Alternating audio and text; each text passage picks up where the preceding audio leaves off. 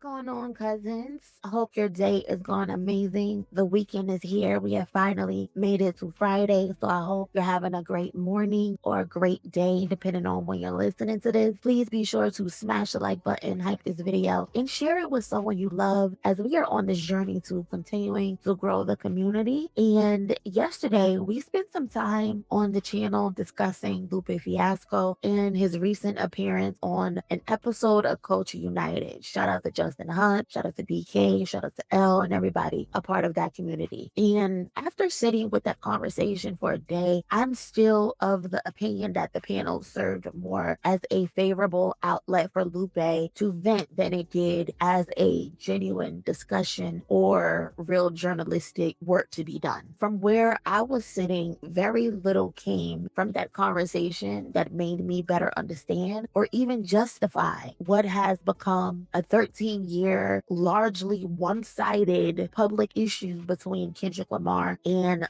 Lupe Fiasco. And yesterday evening, we received a bit of a follow-up. So shortly after, everyone is making their video, I made a video, my video went live. TDE's President Punch took to X to let everyone know that he and Lupe spoke. Punch wrote, "Just had a great conversation with Lupe. It's all love and respect on both ends. We spoke about context, misunderstandings, misinterpretations, and intention. Spoke about everything from the Monster Freestyle and the 2010 live stream up until his recent visits on various podcasts. It's no smoke, LOL, just a light-hearted, friendly hip-hop conversation. Everyone relax." Now, if that's truly the case, I am genuinely happy that they had that conversation because hip-hop doesn't need unnecessary feuds dragging on for over a decade.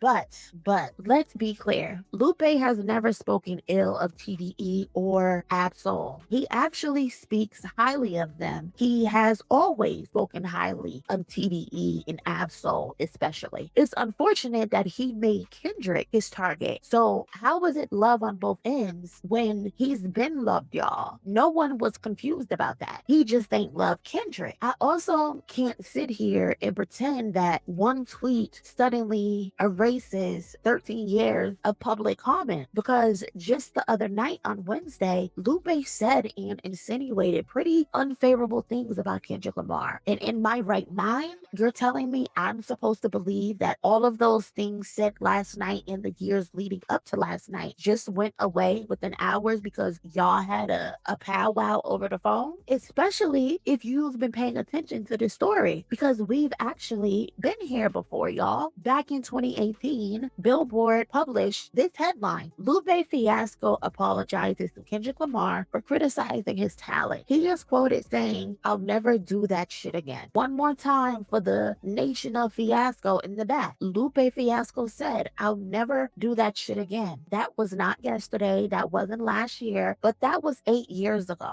So naturally, when I saw Punch's tweet, my first thought wasn't, finally, it's over. Niggas can move on and go about their business, because this shit has dragged on for far too long. But my initial thought was, we've been here before. Because if Lupe publicly apologized in 2018, if Lupe publicly said he'd never criticize Kendrick Lamar again, how exactly did we arrive back here in 2026? After watching him spend the better part of the last week discussing Kendrick Lamar across multiple platforms. I'm talking Quality, the Rap Roundtable, Kip and Jason, Culture United. Before that, it was Curtis King's platform. He's jumped in my comments just to be blocked. He's in radio interviews questioning why someone is glazing his Twitter account, Twitter Spaces. Everywhere you look, Kendrick somehow became the conversation for Lupe. Not his albums, not his tour that I think he's about to go on, but Kendrick. And that's where my skepticism comes from. Not because I want these two men to have a problem. It's quite the opposite. I don't want them to have any problem. I'd love nothing more than for this chapter to finally be closed. But as someone watching this from the outside looking in, one tweet isn't enough for me. Not that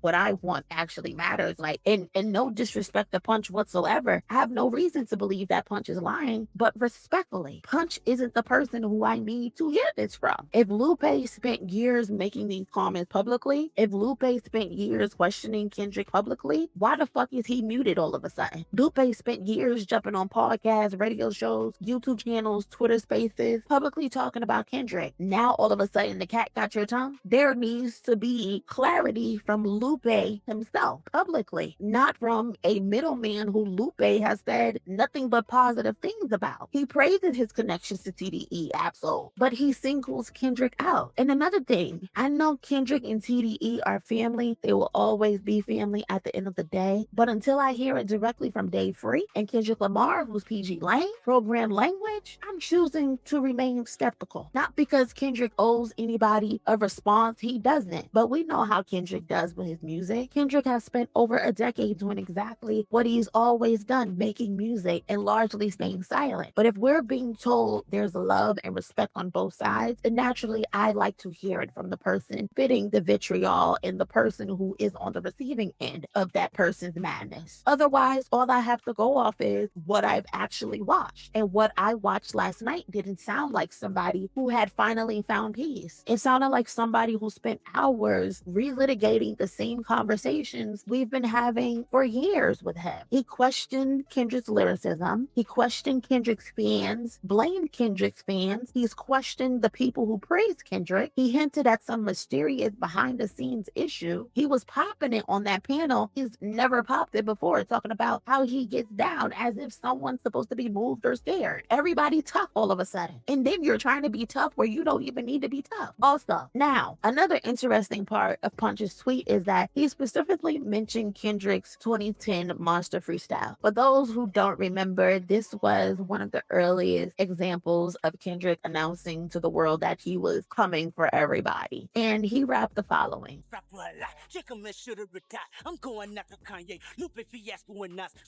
Now, listening to that back, right, nothing in that was disrespectful. This was a young dude showing ambition. That was a young rapper naming the people he believed sat at the top of the mountain. Punch also mentioned an old live stream that recently resurfaced. Shout out to Momo on Twitter for digging that clip up. They always seem to find classic Kendrick footage. But in that live stream, Kendrick repeated something Punch had allegedly said about Lupe writing fairy tale raps. The most lyrical MC since Eminem?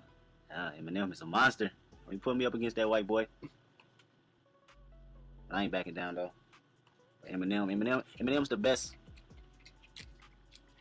Eminem holds the throne for playing on words, the best all time. The best on playing on words.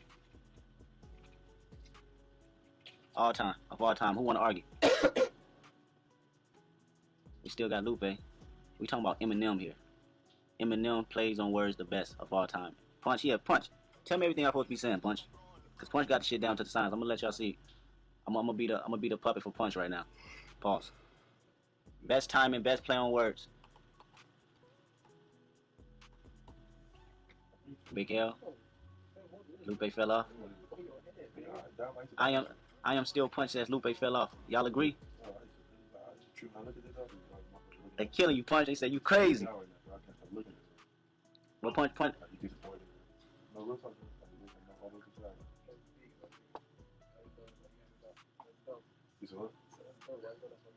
say Lupe Fiasco doing too many fairy tale raps. It ain't organic and realistic anymore.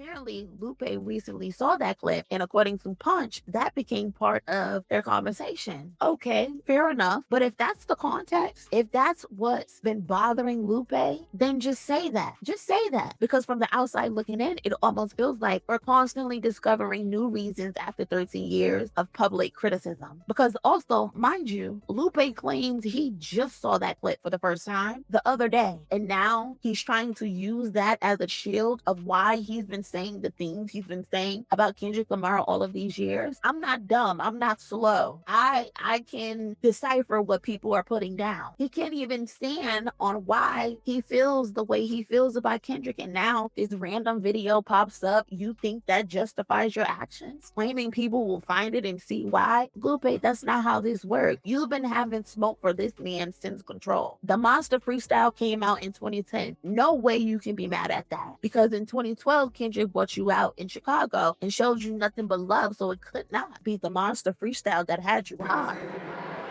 And thank somebody that helped me play like it myself.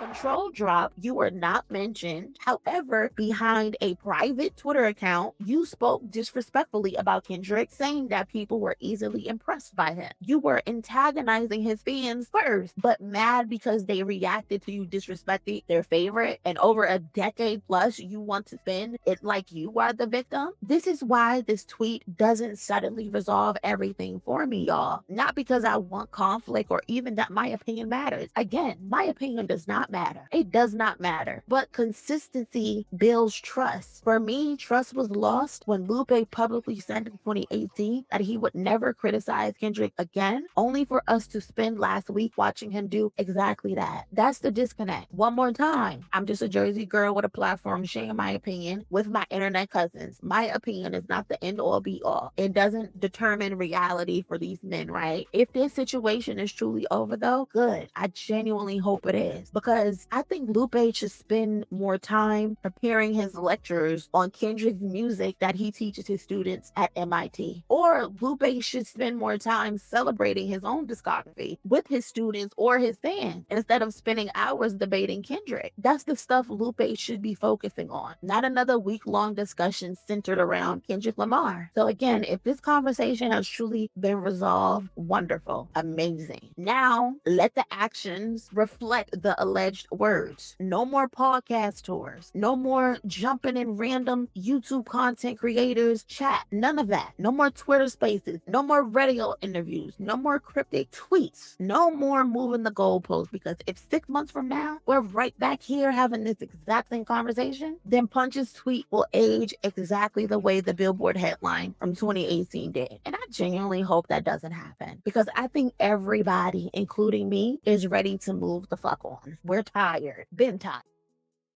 Hey cousin, who you chilling with? I'm chilling with MONIE.